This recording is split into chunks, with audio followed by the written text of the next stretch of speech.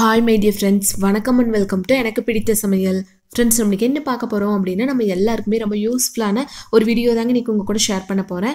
அதாவது என்ன அப்படின்னா இப்போ வந்து அரிசி உளுந்தெல்லாம் அரைக்கிறோம் அப்படின்னா ரொம்ப டைம் எடுக்கு இல்லைங்களா, குறைந்தபட்சம் அரை மணி நேரம் இல்லாட்டி 3/4 மணி நேரமாவது ஆகும். அப்படி இல்லாமல் ஒரு 1/4 மணி நேரத்தில் எப்படி ஈஸியாக டக்குன்னு நம்ம ரெடி பண்ணலாம் அப்படிங்கிற வீடியோ இன்றைக்கி நம்ம பார்த்துடலாங்க.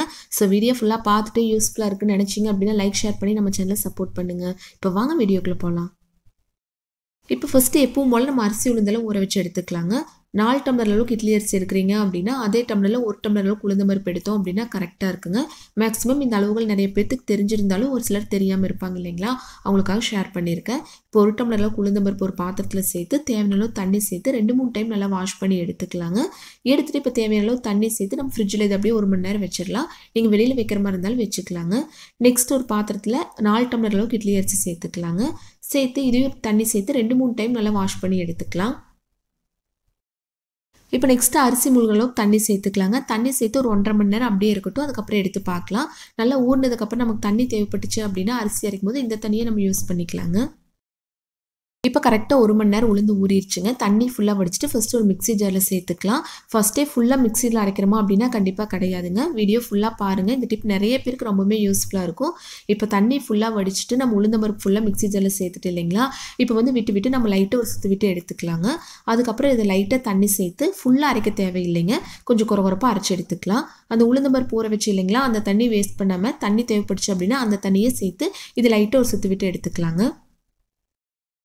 கொஞ்சமாக மட்டும் நம்ம தண்ணி சேர்த்து ஒரு சுற்றி விட்டு எடுத்துகிட்டு இல்லைங்களா, இப்போ ஓப்பன் பண்ணி பார்க்கலாம் பாருங்கள்.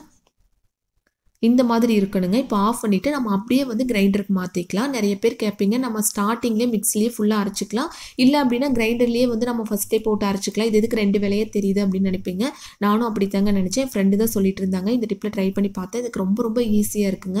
நம்ம ஸ்டார்டிங்லேயே இப்போ கிரைண்டரில் போட்டோம் அப்படின்னா ஒரு அரை மணி நேரமாவது ஆகும் இல்லைங்களா, அது ரொம்ப அந்த உளுந்தெல்லாம் அரைச்சி ஒரு சில கிரைண்டர் பார்த்துட்டிங்க அப்படின்னா உளுந்து சரியாக அரைப்படாதுங்க. இந்த டிப்பில் ட்ரை பண்ணி பாருங்கள். ரொம்ப ஈஸியாக டக்குன்னு வேலை முடிஞ்சிடும். இப்போ லைட்டாக மட்டும் தண்ணி சேர்த்து ஒரு 5 நிமிஷம் அப்படியே இருக்கட்டுங்க. அதுக்கப்புறம் எடுத்து பார்க்கலாம். அதுக்குள்ள வந்து நம்ம அரிசி அதே மாதிரி லைட்டா அரைச்சு எடுத்து வச்சுக்கலாம். சில டைம் பார்த்துட்டிங்க அப்படின்னா ரொம்ப அரைக்கும் போது கிரைண்டர் வந்து ரொம்ப சூடாகுங்க. மிக்சியில் போட்டு ரொம்ப நேரம் அரைச்சாலும் மிக்ஸி லைட்டாக அந்த மாதிரி இருக்குது இல்லைங்களா, ரொம்ப மிக்சியில் போட்டு அரைக்கிறதுக்கும் ரொம்ப டைம் எடுக்கும். அதனால் லைட்டாக இந்த மாதிரி நீங்கள் அரைச்சி எடுத்துகிட்டு அதுக்கப்புறம் டேரெக்டாக நீங்கள் கிரைண்டரில் போட்டு அரைக்கும் போது ரொம்ப ஈஸியாக இருக்குங்க. கிரைண்டரும் அவ்வளோவா சூடாகாது. எவ்வளோ வேணாலும் நம்ம இந்த மாதிரி அரைச்சிக்கலாம். இப்போ யாரோ சொல்லும்போது கண்டிப்பாக பார்க்குறக்கே உங்களுக்கு வந்து இது 2 வேலையும் ரொம்ப டைம் எடுக்கிற மாதிரி இருக்குங்க. பட் ட்ரை பண்ணி பாருங்கள். ரொம்ப ஈஸியாக இருக்குங்க. ஃபஸ்ட்டு மிக்ஸி ஜாரில் அரைக்க சொல்கிறாங்க, நெக்ஸ்ட்டு கிரைண்டரில் போட சொல்கிறாங்க, அந்த மாதிரி தோணும். நீங்களே ட்ரை பண்ணி பார்த்தீங்க அப்படின்னா உங்களுக்கு நல்லாவே ரிசல்ட் தெரியுங்க. இப்போ பாருங்கள், கரெக்டாக ஒரு 5 நிமிஷம் மட்டும்தாங்க நான் விட்டுருக்கேன். இப்போ நல்லா அரைச்சிருச்சு இல்லைங்களா உளுந்து மாவு. இது வந்து ஒரு பாத்திரத்துக்கு மாற்றிக்கலாம். இதே பார்த்துட்டிங்க அப்படின்னா மிக்ஸி ஜார் லைட்டாக ஒரு சுற்றி விடாமல் எடுத்து இதில் சேர்த்திங்க அப்படின்னா ரொம்ப டைம் எடுக்குங்க. அதே சமயம் ஒரு சில கிரைண்டர் பார்த்துட்டிங்க அப்படின்னா உளுந்து பருப்பு அங்கங்கே இருக்கிற மாதிரி இருக்குது இல்லைங்களா, இது நல்லா அரைச்சிரும். அரிசி லைட்டாக நம்ம அரைச்சி எடுத்துருக்கு இல்லைங்களா, அது ஃபுல்லாக மிக்ஸி ஜார்லேருந்து இந்த மாதிரி கிரைண்டருக்கு மாற்றிக்கலாங்க. இதுவும் டக்குன்னு ரெடி ஆயிருங்க. நார்மலாக வந்து நீங்கள் அரை மணி நேரம் 3/4 மணி நேரத்தில் செய்கிறது, இது வந்து 1/4 மணி நேரத்தில் டக்குன்னு நம்ம ரெடி பண்ணி எடுத்துடலாம். கிரைண்டரும் நான் ஃபஸ்ட்டே சொன்ன மாதிரி ரொம்ப சூடாகாதுங்க. இப்போ அரிசி அரைச்சதுக்கப்புறம் நம்ம பார்க்கலாம். இப்போ கரெக்டாக ஒரு 10 நிமிஷம் கூட இல்லைங்க, அரிசி நல்லா அரைச்சி எடுத்தாச்சு. அதாவது மிக்ஸி ஜாரில் நம்ம அரைச்சி உள்ளே சேர்த்தனால ரொம்ப ஈஸியாக இருக்குங்க.